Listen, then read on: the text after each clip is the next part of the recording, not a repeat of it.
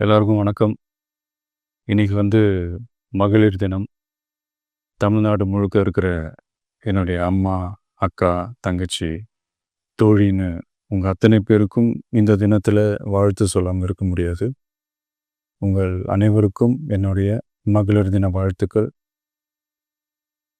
சந்தோஷம் தானே! பாதுகாப்பா இருந்தா தானே சந்தோஷத்த உணர முடியும்.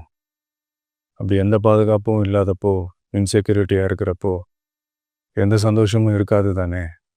அப்படின்னு நீங்க நினைக்கிறது எனக்கு புரியுது. என்ன செய்ய? நீங்க, நாம எல்லாருமா சேர்ந்து தான் இந்த திமுக கவர்மெண்ட்டை தேர்ந்தெடுத்தோம். ஆனா, அவங்க எப்படி நம்மள ஏமாத்துவாங்கன்னு இப்ப தானே தெரியுது. எல்லாமே இங்க மாறக்கூடியது தானே! மாற்றத்துக்கு உரியது தானே! கவலைப்படாதீங்க.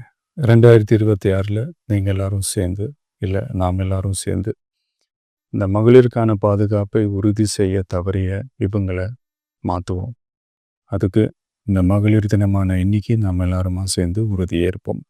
ஒன்று மட்டும் சொல்கிறேன், எல்லா சூழ்நிலையிலும் உங்களுடைய ஒரு மகனா, அண்ணனா, தம்பியா, தோழனா உங்களோட நான் நிற்பேன். நன்றி, வணக்கம்.